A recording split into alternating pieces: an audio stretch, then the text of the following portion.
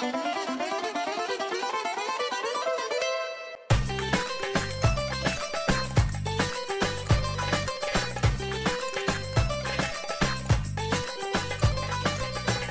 to Connecting Greeks, a streaming comedy show and podcast designed to explore and enhance Greek culture around the world. Join hosts Angelo, Adi, and Foti as they bring you fun and interesting guests from all walks of Greek life. Grab a kafedaki and join us.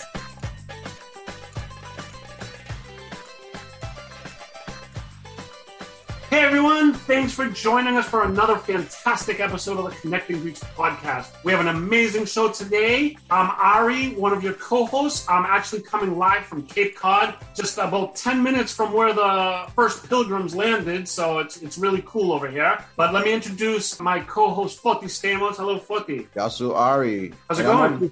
I'm not too far from you. I'm up in north of Boston, so... Oh, yeah. We're in the same area. But where in the world is Angelo Tsaroukas? I'd like to know. Let's bring him on and find out. Angelo. Somewhere off the coast of Mexico and the Pacific Ocean. I'm working. So I'm in my...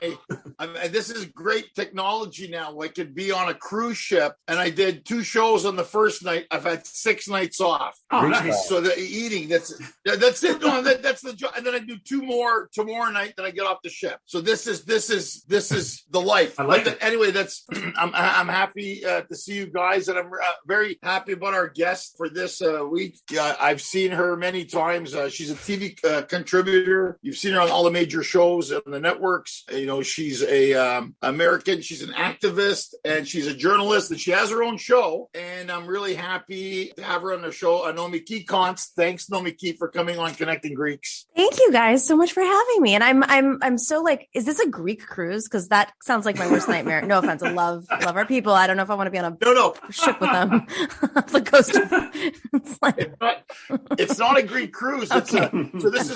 I'm on a cruise out of California. So it's the first time out of California. And I was in Europe. And then, between doing shows, land, and then for a long time, as you know, COVID, we didn't work. And now all of a sudden it's like we're working. So we started doing this Connecting Greeks during COVID. And then now we've been having fun with it. So now we took a break from it, and now I got Wi-Fi on the ship, and knock wood, it's working. So it's been good. Season 2. And now we're on the eve of Thanksgiving, and it's happy weird Thanksgiving to everybody and all of you. It's Thanksgiving. I'm not going to be home. I wasn't home for Halloween. I'm not home for Thanksgiving. I'm not home for Christmas or New Year's. Your wife. So maybe that's why this Halloween? marriage is working out. This marriage is working out because I'm never home. She's like, she goes, I'm going to go spend money. I'm like, oh yeah, what do you think, honey? Well, I'm on a ship. It doesn't matter. Spend whatever you want, honey. Okay, I just wanted to check in with you. What's the difference? It doesn't make a difference, right? But oh my God. I have to say this. I'll say this and I want to ask you guys this. This is something that's happened. It happened to me on the cruise in Europe when I went back, and it's happened to me now here. It has everything to do with geography, and it's seeing that we're having Thanksgiving and everybody's feeling, we're happy to be back with our loved ones. This lady was on the ship, and we were coming on a transatlantic, right? So whenever they meet me, they always think, they don't know I'm a Canadian who lives in Los Angeles. They always think I'm, from Chicago or sometimes New York or Wisconsin. I get that because I understand. So I said, she goes, are you from Chicago? Are you from New York? I mean, you look like that. I go, well, no, I said, I live in Los Angeles. I'm in California. And she went, oh, so she goes, you're one of them. Oh, now, you're one fighting of them. Words. Now, fighting words. Great. Here's what, as a comic, I thought, I know what she meant. Now the thing is that by geography, so right now, Nomiki, you're in New York, the guys are in Massachusetts, I'm parts unknown, wherever, but I go back to California. Do you find, like, even now this is maybe for Greeks, I would say it's tribal, because my dad's from a small chorio called Daphne outside of Sparti, and then the next chorio is 800 meters away called Levetsova, and if you talk to them village to village, they think the other ones they're uneducated. You know what I'm saying? You know what I'm saying? Like, I get it. Because they go, oh no, those guys are, Akinoniti. Like and I go, well, they're just, you can see them, but it's got that thing. So guys went to Harvard, okay? Yeah.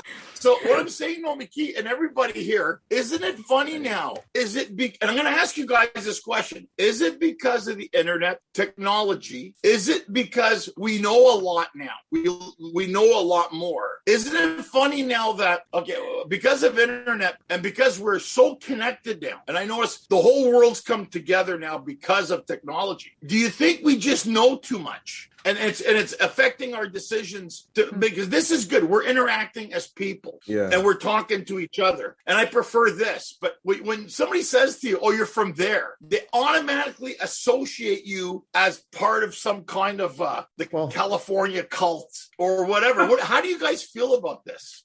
Let's have our guest, Nomiki. I feel like it's like the worst dinner party ever. Like, you know how you're supposed to be a good dinner party guest and you know like one thing about every topic and like be able to and that's good if you're that kind of person at a dinner party. But online, it's like there's this power associated with it. And so now it's like, well, I know one thing about that thing, and now I have a really strong opinion about it, and I'm going to shove it in your face. And, you know, being somebody who does news for a living, you open up your internet, it's a lot of that. And there's this, it's like a parasocial dynamic now where folks don't know where the internet ends and human beings begin. And, you know, Angelo, like I've lived in Los Angeles. I mean, okay, there's all types of people in Los Angeles. It's a big city, you know, it's a multicultural city. I mean, I'm curious where she was from. That's what I want to know. Well, that's a thing. When I asked her, she wouldn't answer. Sorry. No, I was saying, could we assume where she was from? No, but it's funny because so imagine now, most of the time, and this is identity plays such a part. As a comedian, when I walk on stage, or Nomiki, when you're on, any of us, when we go, as soon as we see someone, we get this idea of who we think they are, right? Mm-hmm. So if I did it once. Somebody asked me, tell me about yourself. I said, well, my parents are Greek immigrants. I was born in Canada. I moved to California. I married an Armenian woman, and I'm here doing your cruise. Their head would blow up. And what? You're what? Like they can't even fathom that idea. And I thought it's so interesting. So when they asked me, are you from Wisconsin? You look like you're from Wisconsin, to be honest. Why do they think Wisconsin? No, he's got dark rim glasses. That's too hip. Maybe like this, but you don't know me, Key. It's funny because it's funny how if they say now, I just agree with them because I want to see where it's going to go. You're from Chicago, right? You remind me of my friend Bruno. Yeah. Yeah, I know him. Or you're from Wisconsin, you're from New York, or you're from, they always get this Midwest feel. But isn't it funny though? And it made me realize that is exactly where the world's going. We're not basing it so much on fact as we are on look. Well, I think Nomiki would be a good judge of like everything you're saying because she works in news, so she probably sees the very, very worst of what information does. Because, you know, we're living in times where there's misinformation. We're living in times where there's good information. It's up to the person now to figure out what's real and what's not. And that puts a lot of pressure on the person because, you know, a lot of people aren't that bright. So they kind of just hear something on the internet. And I did my research, guys. I did my research.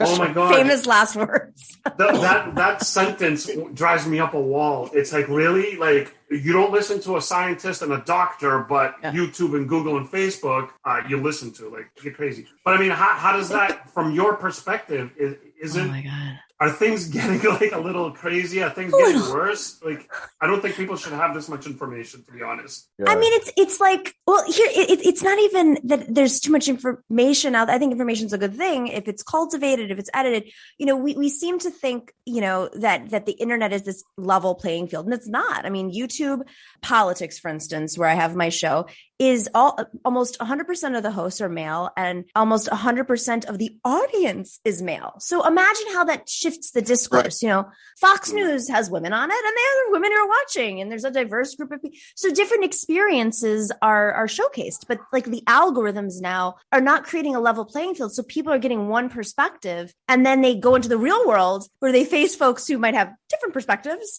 or experiences. And they butt head photos. It's I don't know. I mean, it's strange. And also just, you know, education is so underfunded right now. So people they're not even taught, they don't even learn how to think, like how to sift through information anymore. And It's scary. Yeah. It's the fall of the Republic, yeah. I think.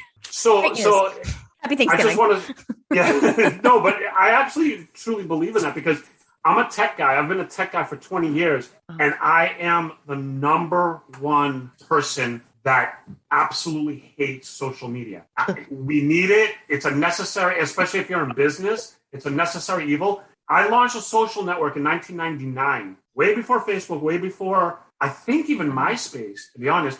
And I used to get yelled at for asking people to put their pictures online or their phone number online or whatever. But aside from that, I'm saying that because I know social media really well. And I am the first person to say it's the worst thing that's happened to us in a long time because I just don't think people are ready for not everybody should have a voice. Not everybody needs a voice that can be heard. And social media is giving everybody a voice. And, on paper, it sounds nice, but in reality, it's just, this is my opinion. I'm not stating facts here. But to me, I don't think everybody should have a voice. And there are companies, too, that are like targeting folks and doing, the Cambridge Analytica situation was, they take like what might be a small instance and they turn it into something that's much bigger. It's not necessarily that it's almost like they create a crisis. It's not false. It's manufactured. It's like a manufactured movement where people suddenly, I'm sure we all have friends that have become radicalized or oh yeah. People, I just saw somebody today. I was looking, wait, what happened to this person? She was so lovely. And now she's like, she's taking a turn for whatever. And they prey on like insecurities. They find what are the common themes that make them ripe for radicalization. It's not much different than like what a terrorist group does where they find, young boys who are doing demo and radicalize them. Yeah. Very good point. Absolutely. And like Angelo, you travel all over the world. Like, what do you think of that? Well, here's the thing. As a performer, because I'm doing comedy, so I got to use social media. That's the radio and newspapers don't work. So I'm thinking, I'm going to be in Chicago, I'm going to be in New York, and I know you got to do that kind of stuff. But it's funny to me because my cousin called me from Toronto, and he read a blog. Okay, he read a blog. He goes, this whole COVID thing's all bullshit, right? There's a blog, and the guy knows. He goes, you don't need to get vaccinated. And of course I want to listen because this may lead into a new bit for me. I go, so tell me why is it? He goes, well, so-and-so. Okay. So I go, what's your source? And he goes, Jim's blog or something. Jim's blog. Oh, no, the guy, he's reputable. And I go, well, so one guy went on the internet and what's happening, I think. And it's funny because I see it in comedy where if somebody says something that you agree to or you both agree on, then it's illegitimate. It's legitimate. And, because Jim's blog, the guy said this and that. They think and they give a specific day, like 18th of January, we should be back to normal. Oh, boy. I go, okay. God. Nostradamus here. Yeah. Yeah, Nostradamus is there. And it's so funny because I always find that, I agree with Ari that if used the right way, I think social media is good. That was the whole idea. But, but people are doing this now. Drinking water, going to scratch my back. Yeah. It's just, they're doing what's happening. Ivermectin. We're so... Yeah. Right. Yeah. Well, so Angelo, what you just said, I'm gonna take it one step further to ask Nomiki. So the filter bubble, I'm sure you guys are aware of this. Nomiki, you're in news. So the filter bubble is one of those things that has been created by social media, by the internet, but by social media even more so. 30, 40, 50 years ago, you're sitting to the evening news and you're hearing stuff you like and you're hearing stuff you hate, but you're hearing like the whole picture most of the time, right? Yeah. Now it's like, I don't like that. Yeah. And I never like hearing that. So I'm going to turn that off. I love hearing this. I love hearing about ivermectin because ivermectin is going to solve all our problems. So I'm listening to all this. These filter bubbles are one of the big problems. And I'm sure that you, Nomiki, you've heard and are exposed to this all the time. I mean, it's infuriating. And there are trolls now. They what they'll do is, so I think what a lot of folks don't understand, and listen, I'm as somebody who challenge the establishment a lot. It doesn't mean that our mainstream media is the most ethical media either. They've never seen a war that they don't like. There's lots of, they have a blind eye when it comes to like how the U.S. empire functions. But, the definition of intelligence is being able to hold two thoughts that kind of contradict each other in your head at the same time and, work from there. So I find what's really interesting about this new kind of space, for lack of a better word, is there's absolutely there's money behind it. And I don't think folks necessarily understand they're weaponizing this energy of distrust that is natural and should exist right now because, we have a lot of problems in our country. There's, we've had a crazy last 21 years where, multiple wars, economies have collapsed, internet is just sped up, at a crazy rate. Income inequality is worse than it's ever been. I mean, there's just so many things that are playing into folks' insecurities. And then you have a distrust for government and for the media, for anybody, tech companies, whatever, you name it. And now what I find is there's this group of folks that are profiting off of this dissent that are saying things like, well, if you challenge my opinion, you're censoring me. Actually, no, it's called editing. Like every newsroom had editors. And that's because if you don't have accurate information, it can be actually very dangerous. And we're like in the middle of a plague. So actually it is very dangerous. It used to be that this was the example you used for and it still doesn't make a difference, but it's multiplied because you have certain folks now, individuals and companies and political groups too, that will weaponize social media to boost their arguments. So they'll have fake accounts, they'll set up farms in the Ukraine. Yeah. They'll actually hire people that have, are influencers to push a certain narrative because people are cheap and can be bought off for, whatever reason. And it's really disruptive, not just to democracy, but I mean, listen, we're not in a great spot, guys. This is not a great moment it's rough. It's scary. It's very scary. So let me ask you guys this. In the matter of this time, how important is it that we have to keep laughing a little bit here? I think and I say comedy, it's funny because we're forgetting this. We're forgetting. Talk to your Greek relatives. I put stuff up on YouTube, and they're all correcting me from Greece now. So you don't say it like that, okay? But I said the saying. I said, growing up in Canada, it sounded like this. Okay, then you Nazi. Well, no, but I understand that. But I'm trying to explain to them that it's comedy. And I think people, you know what I'm saying? And I agree with everything you guys are saying. I think we're forgetting to maybe laugh a little bit. Mm-hmm. Do you think we're getting too serious? I don't know. What do you guys totally. We definitely are. We are. We have to be careful how we joke sometimes. Well, that's the thing. It's everything's so PC. And, I'm a PC guy just, because I'm on the internet and I'm always posting stuff and I'm always doing stuff. So I'm a PC guy. But at some point you have to understand comedy is comedy. Comedy offends people. That's kind of why it's funny. Because you can't take it all serious. Yeah, but you can't laugh at yourself. Who are you going to laugh at? Well, I'll give an example. I was on an Alaska, true story. I'm on an Alaska cruise. And, on the cruise ships, I'm thin. That's a nice cruise. There's a lot of heavy people. Alaska. There's a lot of heavy people. I'm thin on a cruise right now. So that's how I feel when I go to Buffalo, where I grew up. Sorry. Buffalo. I feel like a supermodel in Buffalo. I feel I'm whoa.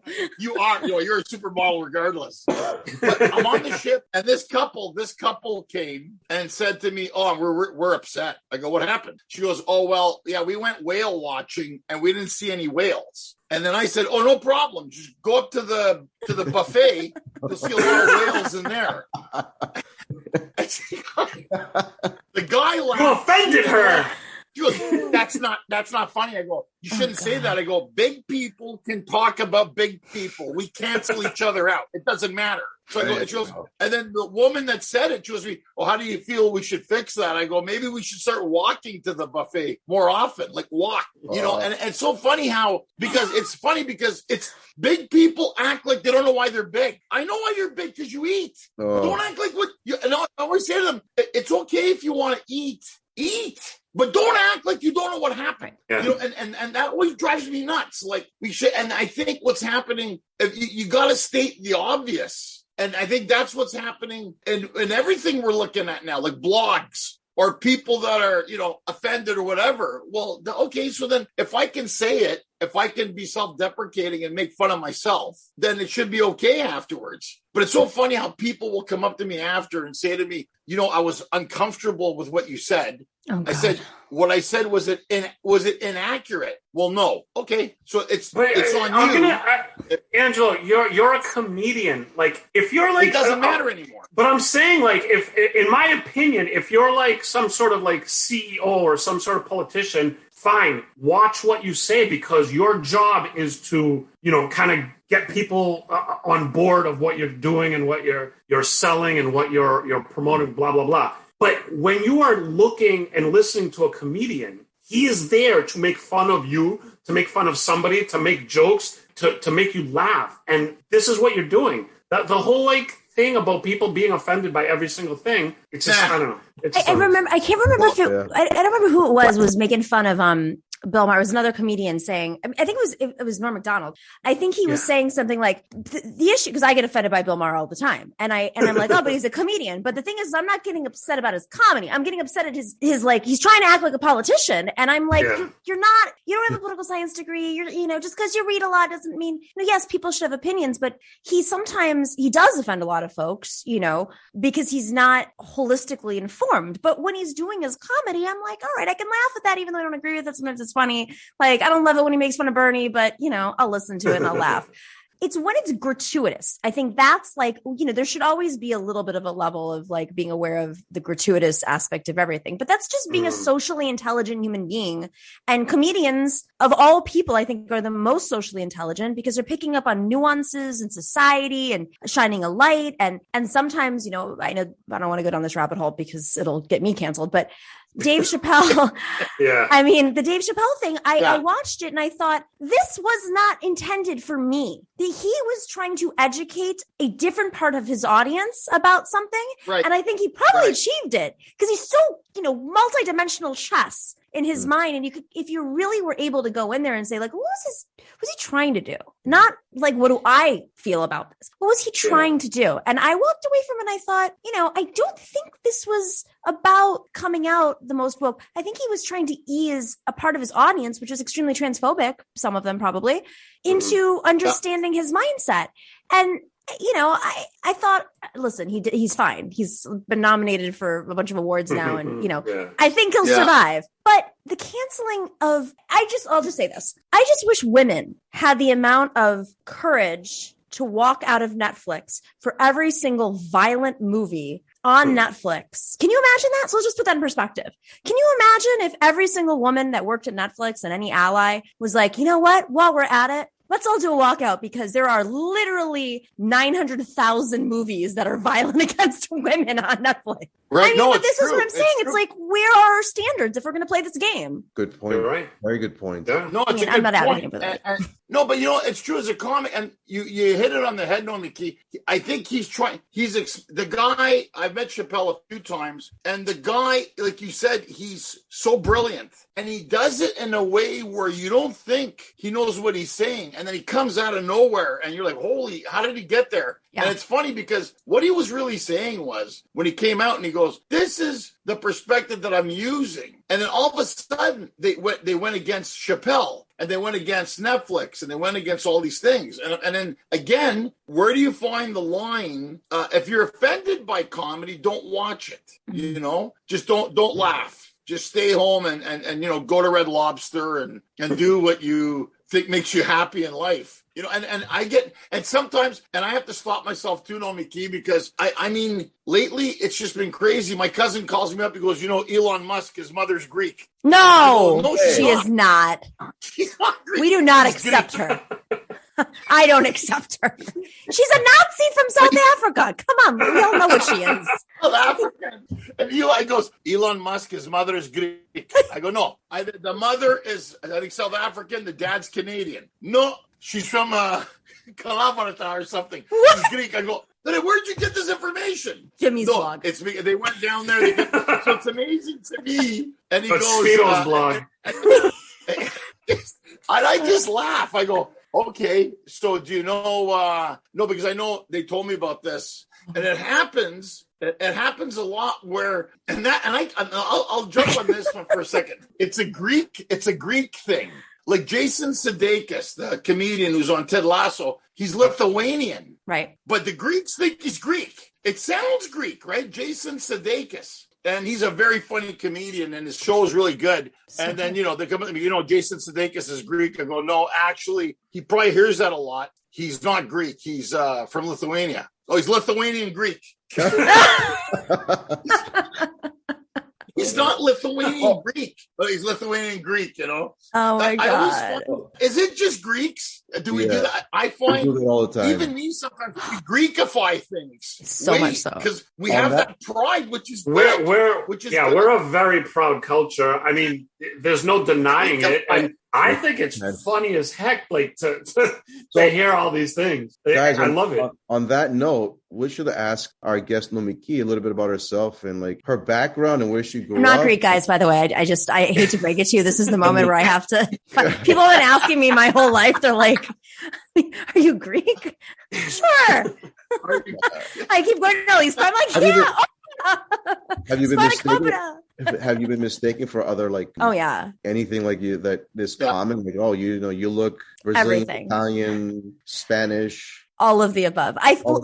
So I studied in Mexico and I would do a lot of work in Puerto Rico. And so people always, and there are, to be fair, there's a lot of, like in Northern Mexico, there's a lot of Greeks. Like I have family that married into, there's a lot of Lebanese and obviously Spanish blood, but Greek blood too. So you'll see that a lot in Latin America where there really are roots that overlap, and you'll find really long last names. Like, I'm not going to name my friends' names, but that are Mexican in culture, but Greek roots. So I fit in a lot in certain Latin countries and obviously Southern Europe. But my favorite was I went to Japan, and, my name is Nomiki, and it's a very rare Greek name. It's from the island of Kalymnos. It means, the law. Oh, wait, get the heck. Stop it. You're from Kalymnos? Both of my parents. Yeah. Both? I'm not. I'm half. I'm a quarter, actually. I'm a quarter Kefalonian, Kalymnian, and then the other half is Vorioipiros. So you talk about small villages. I'll tell you a story about the education from Vorioipiros.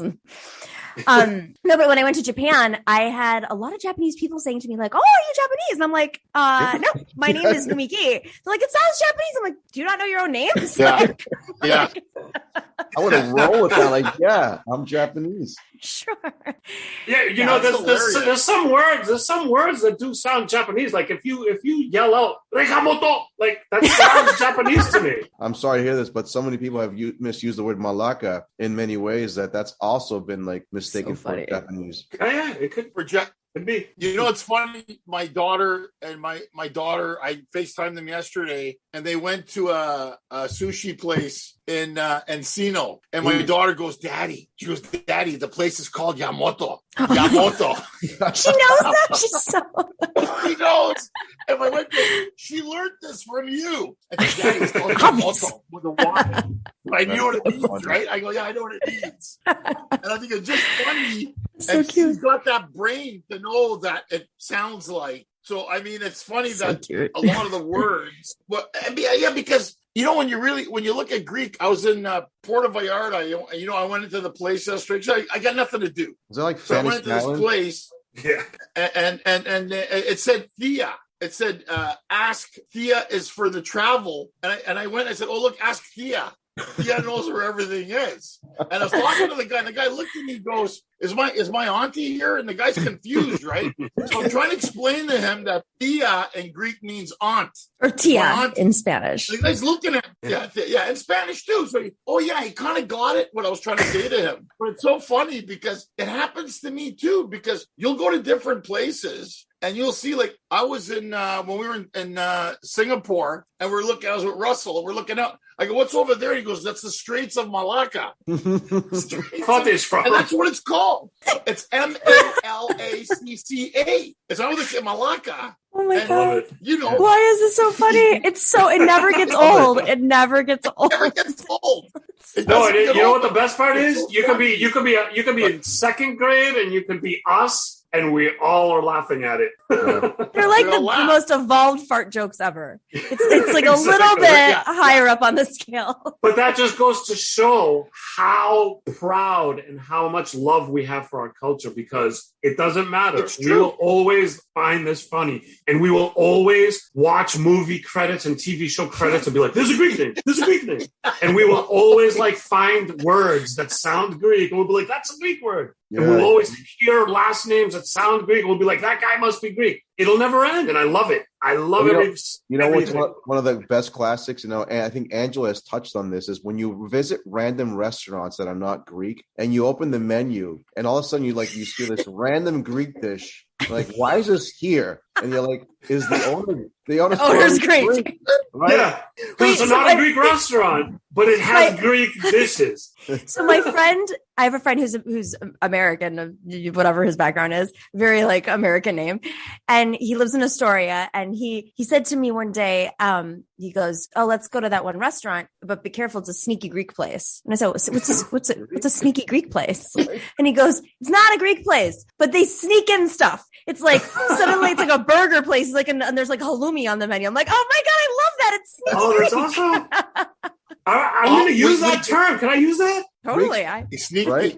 But guys, Greeks colonize the world with their food. Yeah. We colonize it because I was in Bahamas. So I was with another comedian, Derek Cameron, funny African-American comic. We got sick of the ship food. I go, "We're going to go to McDonald's." As we're walking to McDonald's in Nassau, I see Greek grill, Greek street food, gyros. So I said to him, if the guy's Greek, if the owner's Greek, we're going to eat there. If he's not, we're not going to eat there. And he got confused. He goes, "I don't understand." I go, no. If it's Greek, I know it's going to be. So not soon do I open the door. I see the guy's face. "Oh, we're eating here." And he goes, how do you know the guy's Greek? I go, "He's Greek." So I went up to the counter.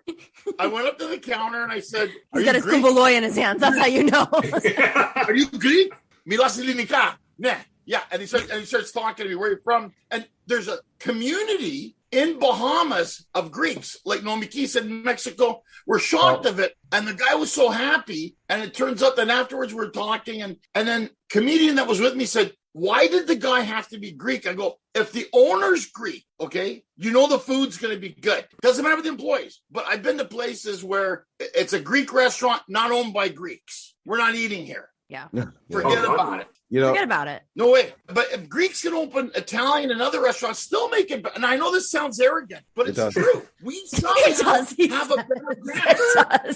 Wait, can I just interrupt Angela real quickly? Nomiki, because of the fact that you mentioned you are of Colombian descent. Did you know, Angelo, that there's a Greek church in Bahamas and there's a small community of Colombians in Bahamas? Makes sense. That are very, thriving there with business that brought them there. So, the fact that there's a Greek church in Bahamas really wows us as Greeks, that especially here in the US, that what brought them there, right? This little island in Greece brought a bunch of Colombians or Greeks to this little island in the Caribbean that set up businesses. They set up a church community that are probably considered one of the most productive and successful residents of the island or the island of Bahamas. Well, they own everything. It's so interesting. Everything. I mean, makes sense.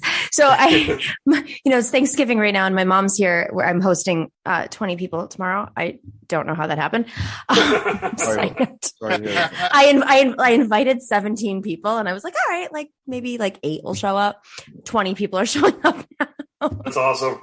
But thank God I have my mom here because she's, going into we're like, okay, what kind of things can we make that are, some of the people are going to be Greek. So we have to actually have our game. We can't half-ass the Greek food. We can't just, do some sneaky stuff here and there. Right. We have to really perform, but then also we have to teach people what Greek food is.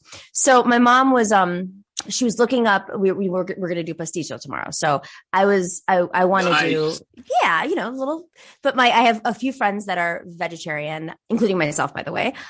Don't kill me. Oh, look at you. Nice. See, this is the Colombian. To be fair, I'm pescatarian, but mostly vegetarian. I do, if I'm in Cali, I'll have some fish or something. So we're on this website and we're looking up a recipe because I want to do like a vegan version of pasticho, but I'm like, we have to look at the normal recipe. So she pulls up this recipe online and she's like comments, just, that's not how you make it. She's going on line by line. What is this? What? How do you lamb? You put lamb in pasticho. So then she's reading the comment section, and this is the funniest part. Oh, there's like a tribe of Greek people roasting this person. You're not Greek. Go to Greece. You will never find lamb in pasticho. What kind of person are you? You need to get on a plane and you need to look. How dare you insult our food? Oh my God. I love it. Dude, we need to That's Greeks, man. No, but Nomiki, somebody in LA tried to make moussaka with ground turkey, and they got into it. They said the Greeks wouldn't eat it. I go, you don't put ground turkey in moussaka. It doesn't exist. No, just don't eat it. Don't eat it. But you're right. Don't eat it. I mean, but then again, I'm making it with Beyond Beef tomorrow, so it's not. I mean, at least it's like tastes like. That's not bad. It's not that bad. No, that'd be cool. I like that. Beef. No, it's not turkey. Yeah. Nomiki, you said that you grew up in Buffalo. I did. Can you tell us a little bit more about your upbringing in American? I thought you were going to say you're from Buffalo too. And I was like, and then I find out I'm cousins with you and you're like, I was your neighbor. Nomiki, I'm right behind you right now. You're like in the window, like peering through. I don't know. I'm from Buffalo. Buffalo is a very, Midwest kind of city. People think of New York, it's close to Toronto, as you know. Yeah. It's like got a little bit of Cleveland kind of energy, a little sliver of New York, and like, I don't know, a little sliver of Toronto just because it's on the water. We grew up, my house was a half hour outside of the city. So it was a more rural district, more suburban community. And, we went to the Greek church there, Annunciation Greek Orthodox Church. I got kicked out of Greek school, had to go to a tutor. My mom was not happy. I mean, it was like a Buffalo life, lots of chicken wings, I'm a bad Buffalonian. So what you were saying about where people think you're from, no one ever, when I ran for office, people thought I was like this kind of a completely different version of who I am. I'm like working class immigrant kind of family. My mom recycles her tinfoil and is doing it in my house right now, and it's driving me crazy. Like very Buffalo, very meat and potatoes, but I don't eat meat. I could not tell you anything about football or hockey, which is like the lifeblood of Buffalo. Right. I don't like snow. Yeah. I don't want to ski, not having it, not at all. But that was my upbringing. So you would never think that look now today, but I can immediately go back to being like 4 Super Bowls in a row. Let's talk about this.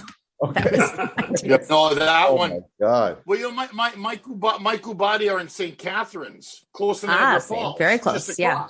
So they go shopping in Buffalo, and they go across you go right across the Peace Bridge. But to me, Buffalo is almost adopted by Canada in many ways. It's got the same, it's weird because it's like food is good, and I've done shows there. And it's so funny that you say that, because when you talk to everybody in Niagara Falls or St. Catharines, they're going to Buffalo, and then everybody from Buffalo you talk to, they go across to Canada. Oh, totally. Because they get 30% off with the dollar. So it's a back and forth. And it's a better city.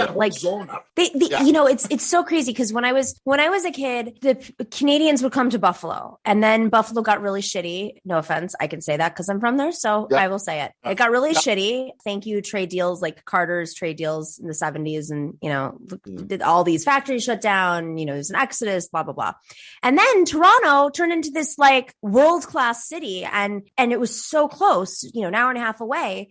Really, you can see from the other side of the water, but you got to go. There's a little bit of driving there. And then it changed. Instead of going to New York City, we go to Toronto instead. It was much, much cooler, much hipper. And even when I go back to Buffalo now, I usually will spend a weekend in Toronto just because it's a fun getaway. And Greek food, we would go to Toronto for Greek food because all we had was diners. And so my parents would lose their mind because they're like, okay, enough with the open-faced chicken souvlaki, whatever version this is from a diner. It's not a thing that happens. And we would go to Canada, and we would usually rent a hotel room, and we would just go Greek dancing. They'd have live music and get it out of our system and then go back. It was, oh my God, my childhood was so much fun. Great little excursions. Town, right? Greek on Danforth, great Greek town in Toronto. Still is. I lived there for 10 years. Fun. I know, it's great. I love it. Where are you from in Canada? Vancouver? Well, I'm from Montreal originally. Montreal. Right? Nomiki, so I was born in Montreal, and I was raised in Ottawa, the capital. And then I lived in Toronto for 10 years, and I lived in England for 2 years. And then I said I was only going to go to LA for 3 years. And then I met my wife, and then it was like, well, the second wife, maybe the second I met.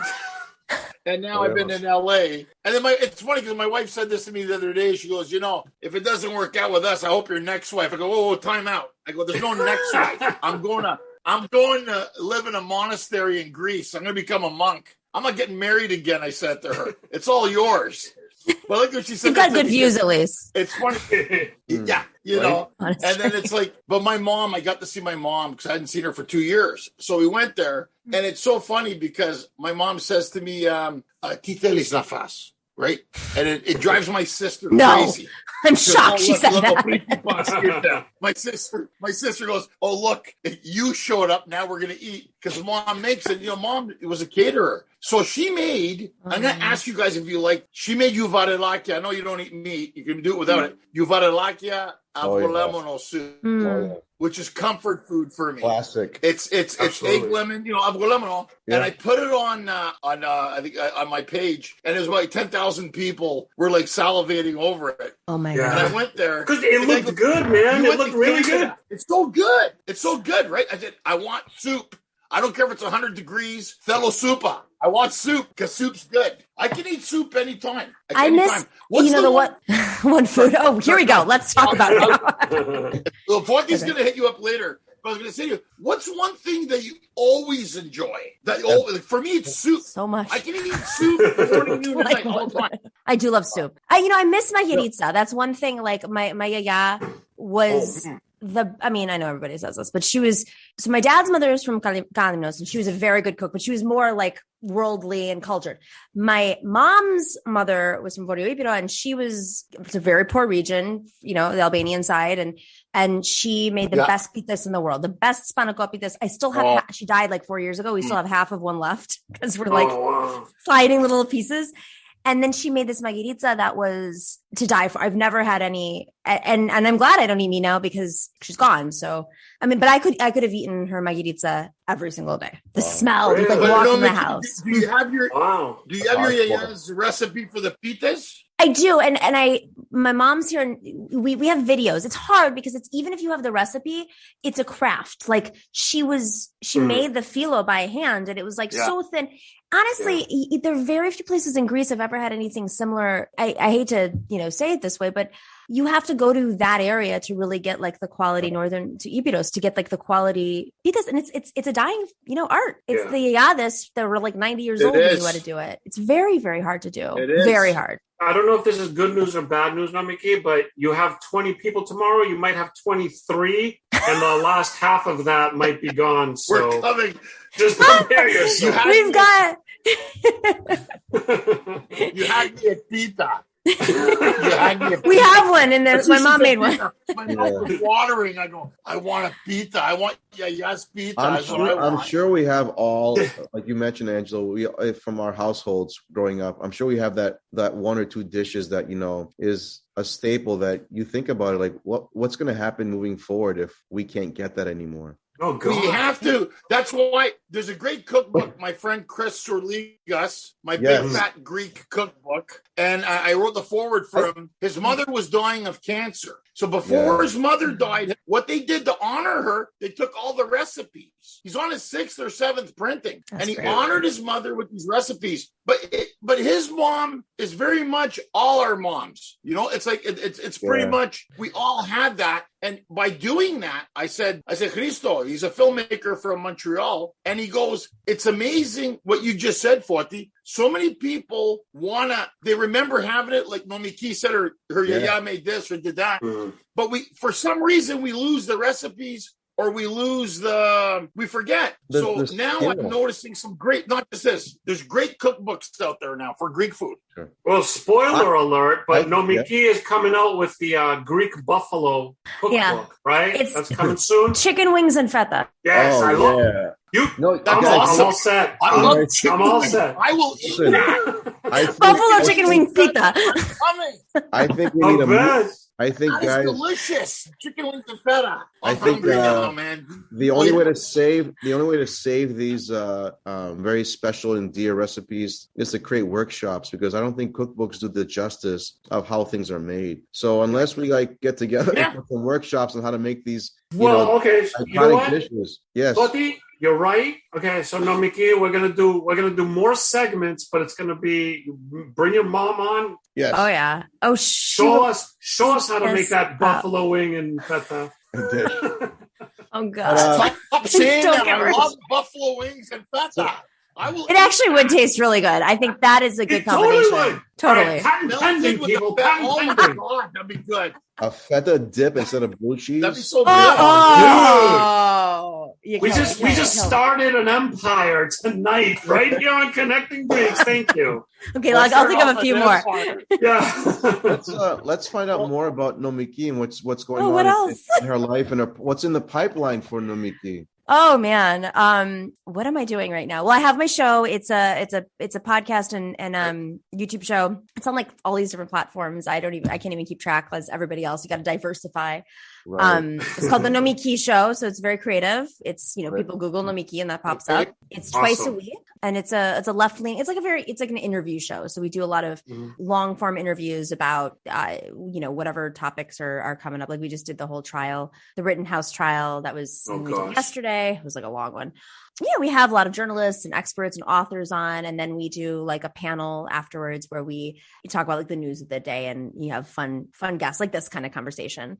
Yeah. And then nice. Yeah, it's fun. It's and I go on cable news, but it's they're picking the topics on cable news, and sometimes I feel a little like, oh, I'm so happy I just went through 5 hours of getting in a car, getting my hair and makeup done, went on TV for 5 seconds to fight over like.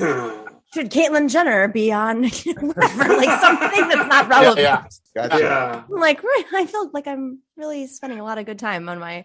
So it's nice that we have these spaces now where we can survive off of, if we're privileged enough to have an audience, which I'm grateful to have the ability to do so, especially for my home now. And then the other thing I do is I run an organization called Matriarch, where we support working class women running for office. Cool. It's very cool. Yeah. It's because there's a lot of like women's organizations out there that want women to run for office, but they're not focusing on the economic issues that women face when they run. And a lot of working class women run and they don't, some of the things that they say to you is like, oh, can you raise $300,000 in the first two months? If so, we'll endorse you. And it's like, well, then you're going to have a bunch of rich white I'll ladies. be right back. Yeah, exactly. Yeah. So we help them get through that process and build, what we call viable campaigns earlier on with different skill sets. And it's been an extremely like fulfilling, exciting, it's called Matriarch. And we have a training where we're going to train over 100 women at the end of January who are running up and down the ballot. So if your audience, if anybody is thinking of running or knows anybody or wants to contribute to, jump over to matriarchpac.com. That's amazing. And actually, outside of this conversation, Foti and I will actually connect you with some people that we know that would be perfect for this. Ooh, love that. Yeah. Exciting. So cool. We're not in Canada yet, though. Greeks, right? Connecting. That's it. Connecting Geeks. It's connecting. But I've always said this, guys. I've always said this. I think what you're doing is awesome, Nomiki. And I think it's the only way things go ahead or further is when you connect and you find out. Like now, people are going to listen to our podcast, are going to find this out, and they're going to be able to continue to. And I think it's a good example because I'll bring it back to the Greek thing. We always talk about our dads, but really, when you look at the base of the family, it's usually the mom is the one that keeps everything. Mom's the discipline. Yeah. Mom will help you bury a body. Mom's there for you. Greek mothers. She didn't do that for me. Maybe the boys. Maybe the boys, but Greek mothers. And it's funny because my dad's from Sparta, so it's really serious. Let's kill people. And then you got my mom who's a Nishotisa from Lesbos. And it's so funny because it's like the Nishotes, like the Kalim knows. I find the Nishotes have a bit more humor. They're more joie de vivre, right? Oh my God, my Yaya from Kalim knows was so funny. She was so funny. But yeah, you're right. Like the mainland side of my family, a little bit. I mean, you so funny. You said, Angela, you're like the two villages. So my yaya and my papu from my mom's side of the family were from I went to the villages. They were cut off from the world until, the wall fell. And, they escaped under Hoja, both of them separately. Really horrible, horrible, horrible stories.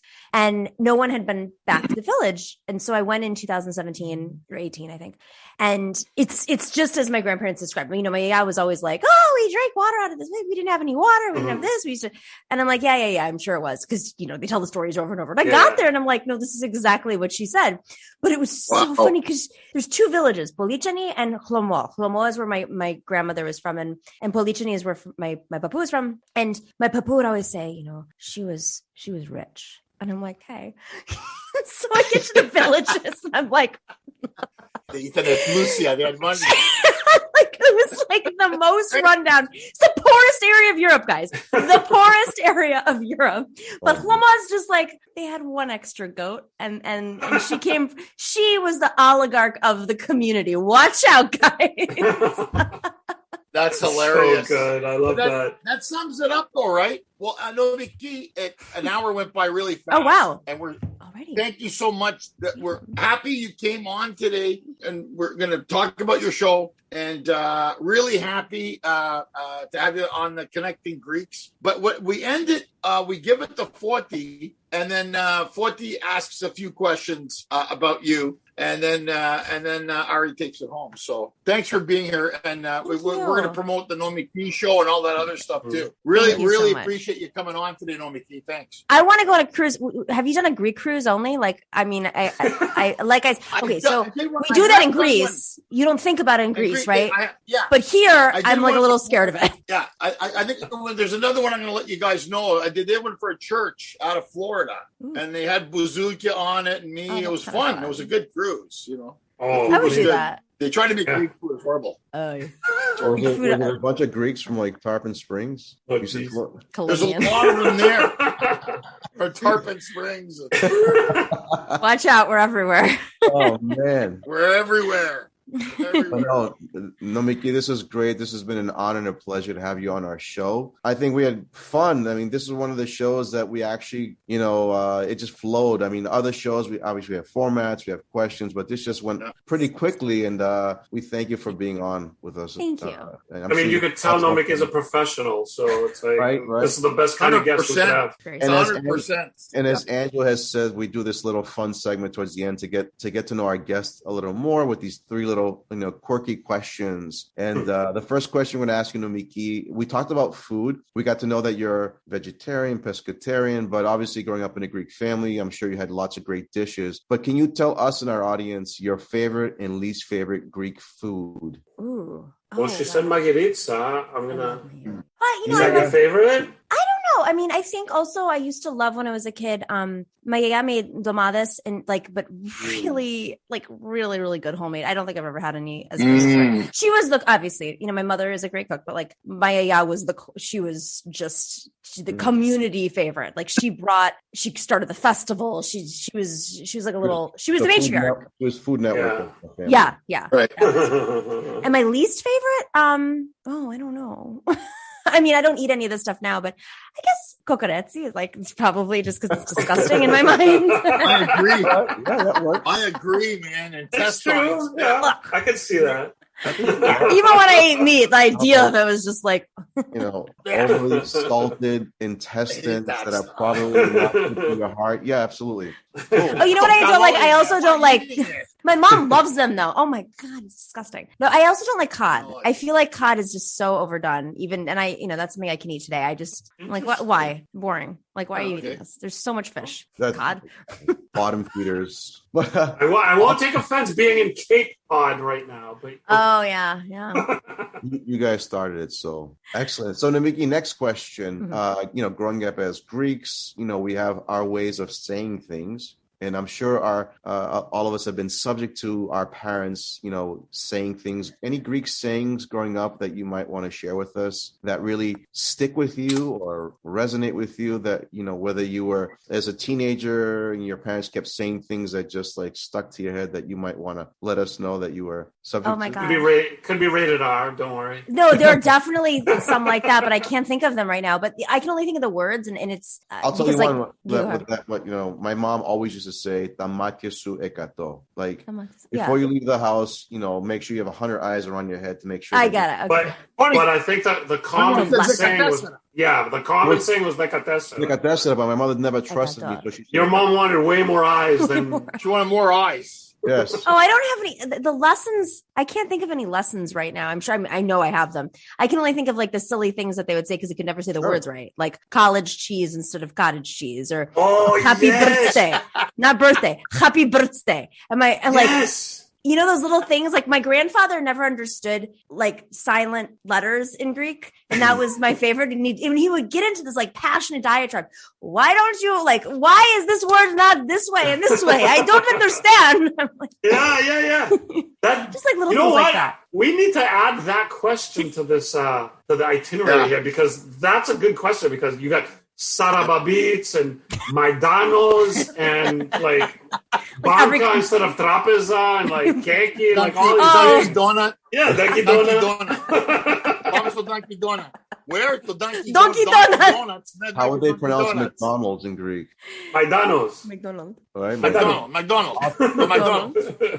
So that'll be the Nomiki addendum to the questionnaire that we do. I like that question. We all have that. That's so funny. Yeah. Oh my God. And, last question for you, Nomiki. Again, I'm going to go back to the fact that, your grandma was Kalimian. Kalimians live a life of being superstitious from the moment they are born to the moment that they pass. Any superstition Greek superstition that you still live by? Oh my God. Practice? This is killing me. I've tried so hard not to be this. I mean, I have the mati all over me, like. All right, that qualifies. And now it's like a trend. I remember I used to hide it. Like I would get little pins and I'd stick it in. And now it's like so socially accepted. Yeah. But like 5 years ago, I was like, I don't want anybody to know that I'm like into tarot cards and this kind of stuff. The matya. I don't know what I wish my mom was in here with me, because I'm not thinking of these. I should have prepared for this. No. What other? I have them. I know, but the mati is one of the most popular. It's the church stuff, actually. It's when I'm in church and I get really rigid about it, because it was like, not crossing your legs in church, like all these little rules, and like how you're properly supposed to, when you're supposed to stand. And I guess if you're old school, you stand the whole time. I hate being that way, but it's in me. And then I get judgy about it with like my family members. I'm like, you're not supposed to. I'm like, come on, stop being so judgy. That's who you are. Man, it's hard to shake. You mentioned something about being in church. How many of us actually have to wait to watch the person next to us and when they're going to get up so we can get up? Or when to do your stuff raw. I've never done any of these things. Is it a 3 or is it a 1? Things. Never ever have I done any of these things without seeing somebody else do it, and then I just do it. Yeah. Oh man. No, they made me do the I was choir for a few years in college, and unfortunately, like you'll see me sometimes singing along with the ayadas, and I'm like, oh my God, this is so embarrassing that I know all the hymns. That's awesome. I love that. That's awesome. It's a little known fact about me. Awesome. There you go. That's what we do. We get to know. We get to know you. We connect the Greeks. We get to know you. And I just want to say on behalf of all of us, Nomiki, thank you so much for taking the time, for being with us, for opening up and letting us know who you are. I hope, and I'm sure the guys agree, I hope we have you on again. Love to. So much fun. Yeah, that'd be great.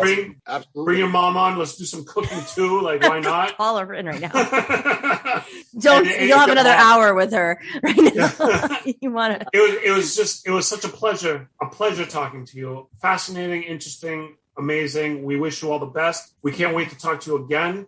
We will have all the information of your show in our notes of the video and the podcast. And I want to thank Foti. I want to thank Angelo, as always. He's out in the middle of the ocean. He's looking out for icebergs and stuff. I don't know what you're doing out there.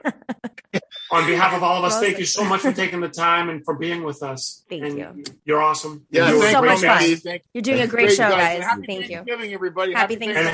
Happy Thanksgiving. Happy Thanksgiving. We want to thank everybody out there for watching and listening. We will see you next time. I don't know exactly when, probably next week, hopefully. And thank you, Nomiki. Thank you, Foti. Thank you, Angelo. We'll see everybody. Thanks for watching and listening. Bye-bye. Bye, guys. Bye, everybody. Bye.